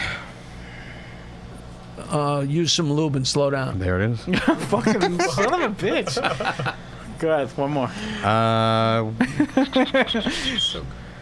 What's the difference between a dentist and a gynecologist? It's definitely something with a cavity. The teeth. There it is. Son of a, did you know it, or did you take a minute, or were you just fucking with him? Yeah, look, he's just waving his hand away. How's a gynecologist like a pizza delivery boy? Oh. They can smell it, but they can't eat it. Well, all right. So, what are some of the most current offensive ones that you've heard or you've written or that you know? Like, as offensive as you can fucking get. Offensive doesn't necessarily make them funny. The jokes that freak people out is the kid says, "Pop, what's a vagina look like?" He's, "Well, son, before sex, a vagina is like a rose with soft pink, velvety petals and the aroma of perfume." He says, what about after sex? He says, "You ever see a bulldog eating mayonnaise?" I'll tell you one, my favorite one. This is for my goddaughter, Jessica, and Brendan Brown, my nephew, my whole family. It's so funny. After this joke, everybody in my family is much funnier than me, and they always have been, which is my hell. My first album was called A Safe Distance from Genius, because my brothers, everybody's way too smart. I'm the little pig that built the house out of bricks, you know. So there's a little old lady at the bar, and a little old guy comes up and says, "Okay, can I buy you a drink?" She says, "I'd like that." He buys her a drink. He a couple of drinks. Can I buy you another drink? I'd like that. Come on, my drinks. Kevin Pollak. Mm-hmm. Kevin Pollak. Okay. Okay. Sorry. That's okay. Can I buy you another drink? I'd like that. So they have a couple of drinks, and he's snuggling. He's got his nose in her ear and kind of got his arm around her. Have a couple of drinks. She says, "You want to go back to my place?" She says, "I'd like that." So they hand in hand go back to his place. On the way, she says, "I think I should tell you something. I have arthritis." What care? We're old. We're old. Little arthritis. Little arthritis doesn't bother me. Little arthritis. Arthritis.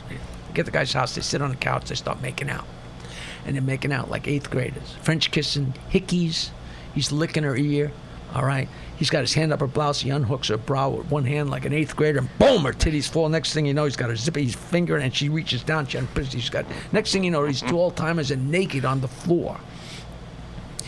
And he goes down on her. Okay. And it's horrible. He's down there and says,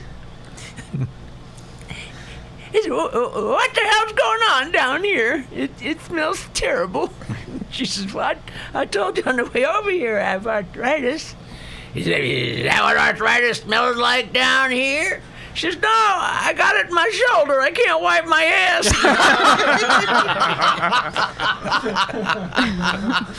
And that throws him. That throws him.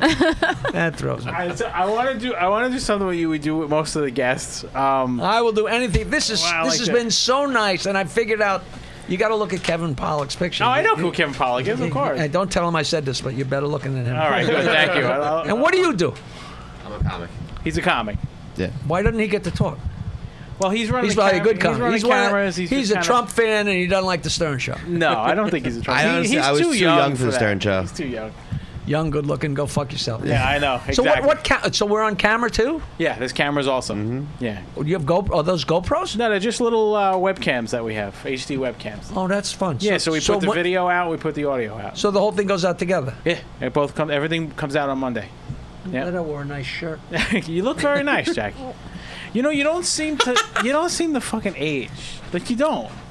You don't. I'm serious. Like, you don't seem to age. Tell my dick. No, you have problems with it now? That is very flattering. And I smoke pot, but I take very good care of myself. Like, you know, I woke up today and I drove home from my girlfriend's house, got a great phone call. I live in Bayville on Long Island Sound. And I got... It's a nice house for a small blue collar seaside town. We call it Appalachia by the Sea. Okay. Do you still have the table that goes through the window? No, that's 2 houses ago. But that story is just fantastic, and that was so creative and wonderful, and that was probably closer to being true than a lot of the stuff. And the devil's in the details. I mean, hearing about that, if you hear how that happened and what it was, it's if you were a Stern fan and you were wondering what that was all about, to read about that, I think is not because it's me. I just think it's a fascinating story. So, thanks a lot. I have no idea what we're talking about. What we talking about? I don't know. Oh, how You were keep at in your shape? girlfriend's house. You were. Good phone call. So, You're driving back. a month or two ago, somebody comes to the door and say, "Who are you?" She says, "I'm scouting locations for the TV show, The Affair." I said, "Wow, I love that show. Have a look around." She looked around. She said, "It's a great place." A couple days later, she calls up and says, "Can I come back with a bunch of the guys from location scouts?" I'm like, "Sure." They came. They looked all around. I said, "You know, I'm a big fan of the show, and this is exciting." But they have no idea that I'm Jackie the Joke Man. They're young, like you fucking jerk off. And so it didn't matter. And then I thought that would be fun. You know, they used my wife's house in the last Tina Fey movie. She was the house of the lesbians cool. that they lived in. It's fun. It's goofy. You get some money, but it's fun. It's fun for it to go down in the house. And they almost used my house for Queer Eye for the Straight Guy. Really? Remember that? That would have been perfect. Oh my God, it would have been a hoot. So today I'm coming home from my girlfriend's house, and the phone rings. And Jackie, we're going to use your house. You know, it's going to be a couple days set up, and then we're going to shoot for a bunch of days, and a character at the end of last. I probably shouldn't say what it is. Not that it matters, but one of the main characters is going to live in my house and says, we're going to have to come back and shoot a bunch more times between now and December, which is ka-ching, which is really fun. So that's the kind of, and I come home and I'm swimming and thinking about that and knowing just 12 or 13 hours I'll be smoking weed, but I don't have a problem, you know. So I was looking forward to coming to this. I got a stupid life that I really enjoy. That's awesome. Yeah. It's goofy, you know.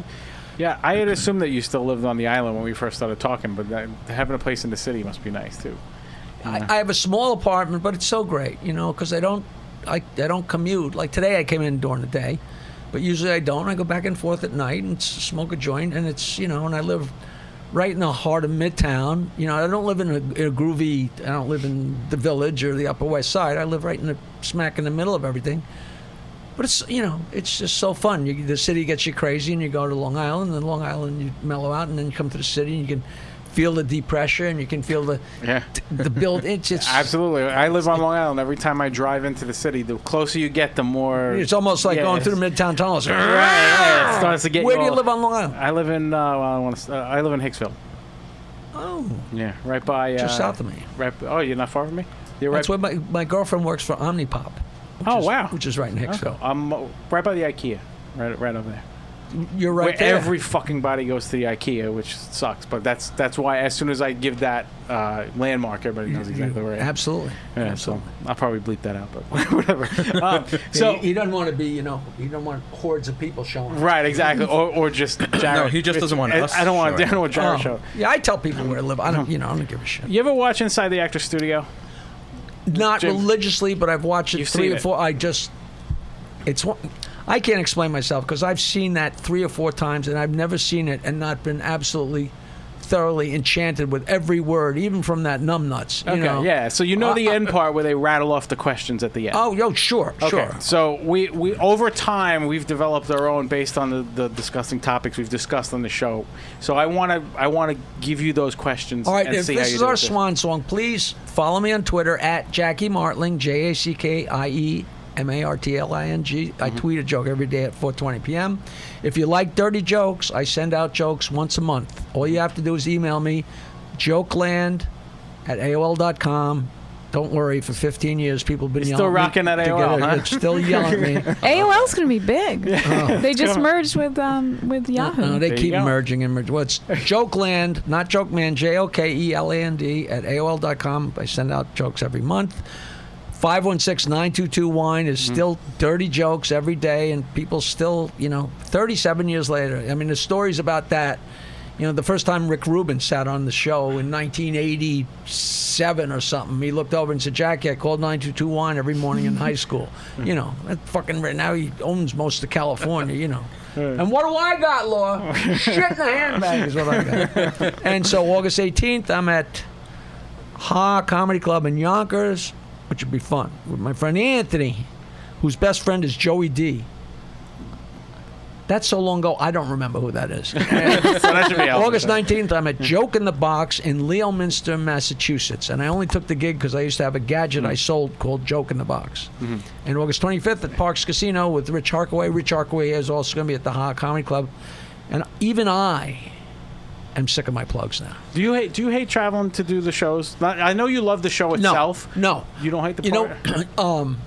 It's really crazy because I still get nuts. Thank God everybody else does. There's a common conversation, you don't get paid for going on stage. You get paid for the 20 minutes that you freak out before. I don't freak out before, but I could come up with so many scenarios of what can go wrong. And, if you're popular, I was never that big, but I'm not even as big as I once was. But still, if you're known, you can't get away with it. You got to go out there and destroy them. And it only takes 3 people yelling "Baba Boo," and it doesn't happen. And people are so great every time, but you're always wondering. And it's funny how it's almost one of those things where everybody's superstitious. I'm not superstitious. I don't believe in, I'm an Aquarius or any of that shit, but I'm still superstitious about my shows. Like the day that you say, well, I'm just going to go out there and kill, is the day that not so fast, pal. Right. So you always go through a little bit, but I get in the car and I don't like sitting on the Cross Bronx. because I refuse to sit in the city. So I'm on Long Island in Bayville, and I got to go across Bronx, and I got to go into the traffic and out of the traffic. So if I'm working an 8 o'clock show in Jersey, what the fuck? Sometimes I get there 3 hours early because you don't know how to. All right, you got to plan it out. But I get in the car and I talk to somebody. I listen to podcasts. Gilbert's great. This American Life's great. And the time just goes. And I don't bounce. I don't go here and then go there and then go here and spend those endless days. And so you do a show and then you come back home. I do a show and come back. Yeah. Occasionally I don't. But that's kind of like what rare. you guys do with Bobby, right? Yeah. All right, so it makes it fun. Yeah. All right, so I'm going to go through these. The sad part is we probably know the answer to half of them, but we're going to do this anyway. Well, I'll just lie. Right. Think of new I'm looking at the answers. first one. I'm like we don't know the answer to this already. All right, Jackie, you ready for these questions? It's very serious. Hold me. Yes. Don't worry, Lori, stay with him. He'll be okay. Well, the first one, I'm going to not Don't even make bother. excuses for your question. Is the first one, are you What- circumcised? No, it's what is your favorite drug? So we all fucking know that already. Coffee. Really? So No, I was pot. wrong. Oh, pot. Of course it is. Yeah, I'm a big pot fan too. Joint? Do you pack bowls? Good Yes. question. Yes, all of the above. What's your favorite of the bunch? I don't really, I go so long without smoking a joint. The other night somebody rolled a joint and we smoked. And that really is, that's where I came in. That's where I go out, Smoke my first joint listening to Surrealistic Pillow. And, Right. it's funny. I didn't smoke pot till sophomore year of college, the summer after sophomore year of college. And they're like, are you kidding? Because I'll say to like a 19-year-old comic, you want to smoke a joint? And they'll be, no, I quit when I was 13. And I'm like, well, I didn't smoke a joint until I was a sophomore in college. And they're like, you're kidding. But when I grew up, it's not when did you start smoking pot? It's where were you in 1967? Right, that's because everybody was. Right. What about the new stuff like the oils or the none of that? I'll take a little hit of the, somebody will have the oil or that stuff. But I wasn't a guy that went to the bar and had 7 shots of Jack Daniels. I wanted to have a Budweiser and laugh my balls off with people. Do you know what I'm saying? Right. Like I don't want to go. My objective is not to get wrecked out of my fucking head. That's my mine objective usually, is to have fun with people. But do you wake up and want to smoke? Never. No. So it's at night, right? I don't wake and bake. Yeah, no, it's a social thing. I do smoke pot alone. On my way home from gigs, like John Peasy and me always laugh. I always say to the bar owner, give me 2 orders of wings, 3 orders if they're small orders, more napkins than your family could use on a Thanksgiving, and a couple bottles of water, and I get in my car and turn on, Van Morrison or something, and smoke a big joint, and then I drive and I take this chicken wings and I can eat it and pull it out of my mouth like in a cartoon, when they pull out the fish and it's just and then toss the bone, and I'll polish them. I will polish them. Like What's that steering wheel look like? Yeah, really. I gotta see. I need a picture of that car as well. No, but this. And this, see? See? There's a system. There's a whole system, The Lori. whole system. Underestimate. Next one. If you It's disgusting. if you could sleep with anyone in the world, who would it be? Lori. That's the right answer. Right, it is. Yeah. Okay. It's everybody's Seriously? Seriously? I really have never. It really would have been Meg Ryan up until about 10 minutes ago. Right. Well, now she's. I'm not a plastic surgery Kardashian. I'm not a Kardashian.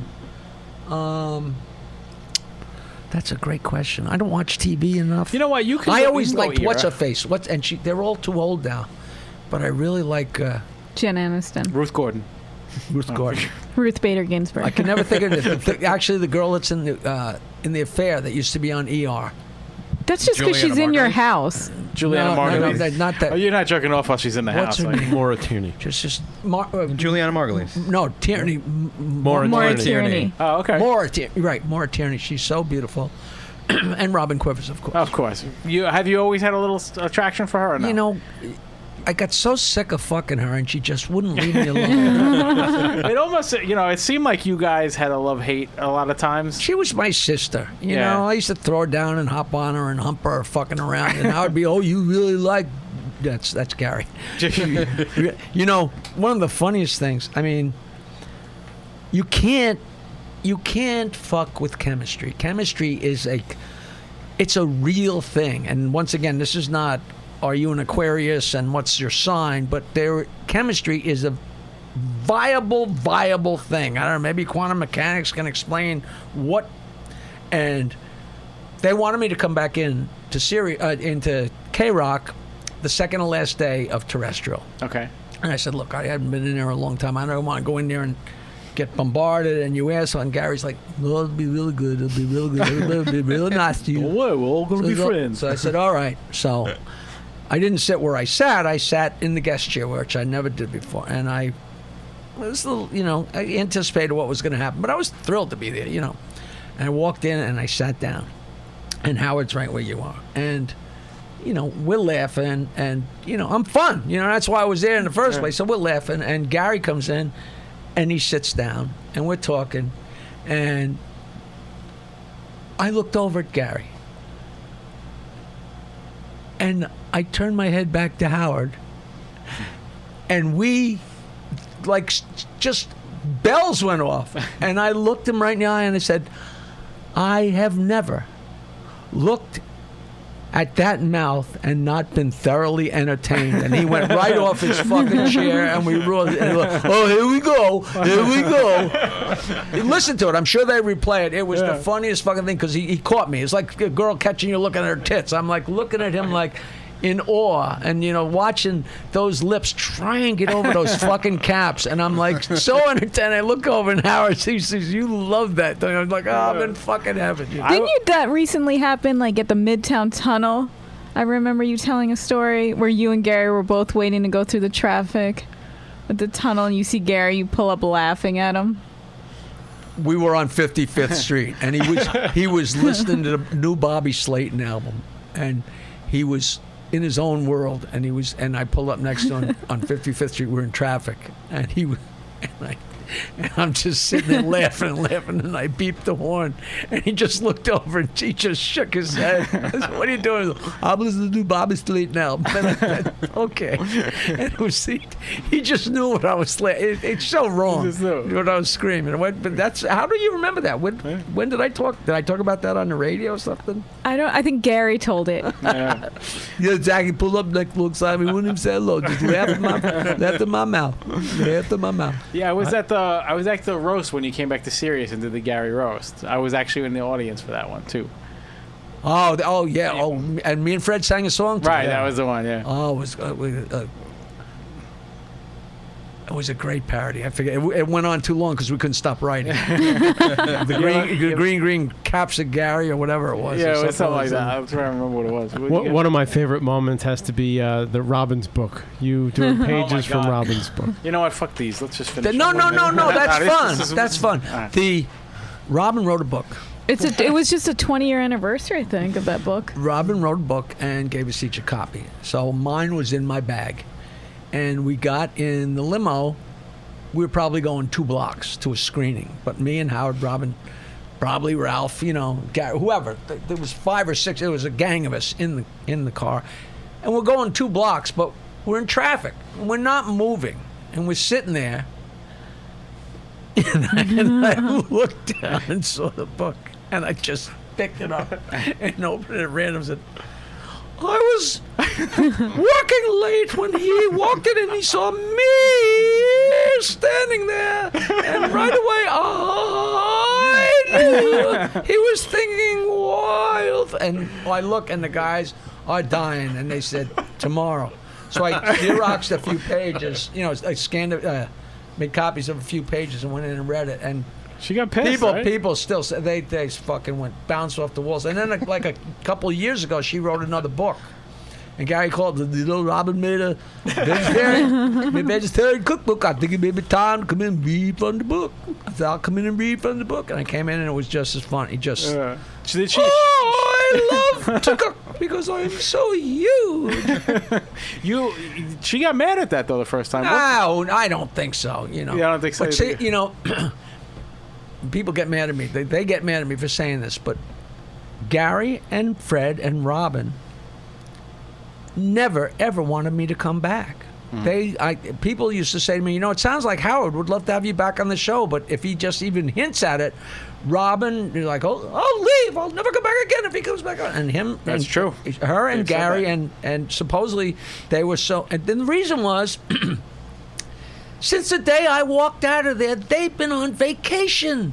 I was the only one that fucked with anybody. Fred was a Martian, and Gary had these Gunda like Howard, he'd be trying to talk to Howard, and I'd be giggling, and he'd get mad because he's trying to get something accomplished. We'll be sitting there, and he'd be walking out the door, and he'd be almost out the door, and I'd say to Howard, "Look at that ass," and we're off to the races for 40 minutes, And Robin, she could start going on and on about something, and all I'd have to do is go, "Ooh," and for them, they were thrilled for me to not be there, And there's other people that say, but that was the whole fucking show. Right, and it wasn't the whole show, but it was part of it. It was the heart of the show. The thing, Howard thinks it's 100% him, and it's not. It's 99.9% him, but that little ball breaking thing, it opens up the cornucopia for him to be hysterical too, And he was a lot more vicious, and I mean that in a good way. Vicious when you were around, and he would not hold back. He's definitely, people change as they get older, of course. Oh, of course. And he's definitely a different personality. But like, you go back and listen to those, like, he was fucking vicious on people too, because it would get started and everybody would join in, and they were all doing it. And he was one of the best at being vicious, just like everybody else. But I'll tell you, I've always maintained the same thing. Depending on your definition, I was never vicious. Gary had big teeth and he had a big ass, and Robin was pompous, but it wasn't vicious. It was harmless. It was like, I didn't call it this when I was a kid, but it was the dozens. It's fucking with your friends, breaking balls. Right. When it's to the glee of millions of people. Just a thought. If you write a screenplay, you write a movie, and then they film the movie, and then they edit the movie, and a year later the movie comes out. With any luck, the character in the movie is going to deliver some lines, and the people maybe are going to laugh. Okay. If you're in television writing, that's going to happen faster. The turnaround's faster. If you're a comedian, you can come up with a good idea for a joke and use it that night and get a laugh, which is so immediate. Right. We're sitting there. I'm writing something and putting it in front of Howard, and 3 or 5 seconds after I've written it, there's 12 million people screaming. That's not egotistical. That's what he was doing. Crazy. That was the reality of what we're doing, and it was just fucking magic. It was just great. But you never thought about that. You're in a foxhole. You're not thinking like, well, I better be careful what I write. This told me, Right. You're just thinking what you're thinking. You're just firing on all cylinders, and it was just a hoot. And Fred would get crazy, and it was just fun. Very cool. All right, let me fire the rest of these off. Here we go. All right, if you could punch anyone in the face, who would it be? You. All right, thanks. Have you ever tried to suck your own penis? No. That's a yes. No. I'm trying to think if I did anything perverted along those lines, like use a pole or. But no. A pole? No. When I went to the bathroom when I got here, I put my finger far up my ass, but I always do that. That's fine. No, Which finger? It's a pre-show ritual. That's a good question. It's the chicken wing finger. All right. Have you ever paid for a happy ending massage? Sure. You have. Still?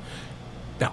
There was a Governor's Comedy Shop in Stamford, Connecticut, for a few minutes, and there was a rub and tug across the way, and there's a millions of these places, but there was a rub and tug across the way. It was a great one where you went in a room and they'd actually take buckets of cold water and throw them on you, almost like the Russian baths. But there was one girl in particular who used to, give you a massage, and then she would jerk you off, and she only spoke one word of English. And the only word she spoke was, just when you were coming, she'd go, paradise. What? She'd say paradise. She'd go, paradise. And you almost couldn't get a hard on. You'd be laughing so hard. And, it'd be the end of the night, and I'd look at Minavini, he'd look at me, and he'd go, paradise. Paradise. And we'd go, paradise. And then, of course, you're in front of your wife, and somebody goes, paradise. I never put that under cheating. Going out with a girl, going on a date. It's not what you put it under, it's what your partner puts it under. Yeah, but please. I never. What was the rate on that? How much is paradise? I'd be guessing. It's so long ago. It was probably 50, maybe 60. Maybe I don't think it would have been $100. I don't think we could have done it. It could have been 30. We're talking about 1980. you know what? I don't even know when that was open. Governors at say 85. That's a long time ago, financial speaking. Right. You know, if somebody told you what they paid for a McDonald's hamburger back then, you wouldn't believe it either. You know. True. All right. Pad-eye.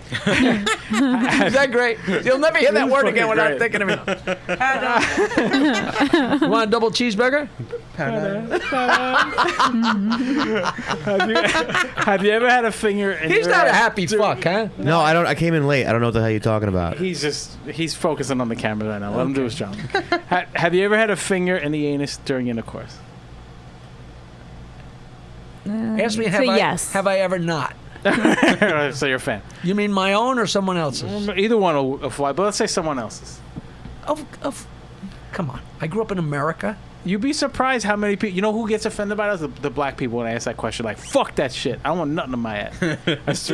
So it's a legitimate See, question. the difference between them and me is I'll lie and say yes. Right. Oh, so maybe not. Maybe. I believe you have. No, I'll take a thumb in my ass on my anniversary. All right, last one. What's the strangest place you ever had sex? You know, I was just telling somebody, lots of weird ones. I never was in the Mile High Club, but a girl named Robin got us an audition at the Right Track Inn in Freeport on Long Island in 1973-4. And we got the gig. This is the Right Track Inn in Freeport. It might still be there, but it was one single storefront. It was this tiny bar, and we auditioned. We got the gig, and I was so thrilled.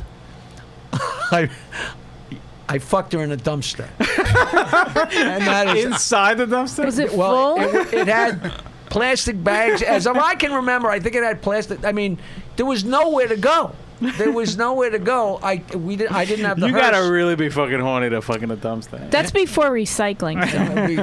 And we really did. There's so many. I got so many weird stories. Where else? Any place? What's another weird place? You know. I don't know if you're topping the dumpster. Boiler room. I went down to University of Michigan to visit a girl, and her girlfriend was going to be with my roommate. And we're getting drunk and flirting with him, and I had been with the girl the week before. So I was been there. And her friend was kind of cute. I don't know how I negotiated it. God bless alcohol. But I took the other girl by the hand. Maybe she went to the bathroom, and I went around and took her by the hand. We went down to the boiler room. That's hot. And I fucked her brains out, and the two of us came back into the room, and there's the girl I was supposed to be with and my roommate. I have no idea what went down, how we explained anything, and he didn't get any of it with her. The kicker to this story is we went home to Michigan State, and when you went to Michigan State, when you were a freshman, they would give you a little chit, and you got like 5 or 7 chits for home football games, and you could buy a ticket to the football game for $2 as a freshman. And my chit was in my wallet. And I lost my wallet. And the girl, I fucked her friend in the boiler room, and I swear on my mother, God strike me dead, I called her, her name was Judy, did you find my wallet? She goes, no. I said, I lost my wallet in your apartment. And she said, oh, and she looked and looked and looked, and she didn't find it. And I said, will you go look in the boiler room? And she says, what? And there had been mattresses. You know, it's an apartment building. There were mattresses on the side, and we had flopped one down, and I banged. And how the fuck you I said, explain will you that? go? She went to the boiler room. X amount of minutes, she came back to the phone and said, I got it. And I said, will you mail it to me? She mailed it to me, and I got it in time to get my ticket and go to the football game. I swear on my mother. She never asked what it was doing? She knew absolutely what happened, but you know, because it didn't ever dawn on me. Of course, she didn't know I was in a boiler room. For all she knew, we went out and talked in the hall or whatever. My roommate said it was so funny because when we came back in, the girl looked absolutely prim and proper, and he said, then you came through the door looking like you just been through the fucking war, you know. Oh, that's fucking great. But the boiler room in the grand scale thing, you know, I banged a beautiful black girl under the goalpost at the local football field. She just walked over and grabbed me by the hand, and we walked down to the football field. In Michigan? In Oyster Bay High School. Michigan would have been Oyster Bay. impressive. No, that would have been impressive. Yeah. No, this is a little local. A lot of people have done it at Oyster Bay High School, I'm sure. But she Probably said, a- Jackie, you have to A stop. line. I had a black girl tell me I had to stop. Had to stop what? She couldn't take it anymore. Oh, really? No shit. I herald that moment forever, and I still love her. Very nice. Jackie, I can't tell you what a pleasure it was having you here. I can't tell you how much I love this. I'd love to do it anytime. Sure. As a matter of fact, if you'd like, you can come back and sit on one of the regular shows instead of an interview show. You can come and sit down and we're just I acting like want to assholes. talk to you and find out what you're doing, and I want to get a podcast, and I want to. Sure. I want to be famous and have fun. If you got 20, you got room for 21, right? All right, why the fuck not, right? Jared. There's the Jackie chair right over there. Yeah, we'll give it to the Jackie There chair. you go. You can write notes and hand it. But you had something you wanted to promote, right? Instagram at Stylish Man Mag. There you go. No, what do you do? Anybody? I have a blog. You got to get better at promoting. Well, I didn't think Jackie was going to ask me. No, but stylish men. I mean, you It's- sell men's clothes, women's No, clothes. Are you a designer? Or are No, you a I homo? actually have a men's magazine. It's a digitally curated men's magazine. It's men's fashion, fitness, gadgets, grooming, and guy stuff. I didn't you know need, this. Well, you need a joke page. I could Yeah. absolutely The work with fuck you. you on that. waiting for? I have half got a my million card. followers, and There you go. we should get Yeah. together. There you and go. what do you do? I'm an accountant.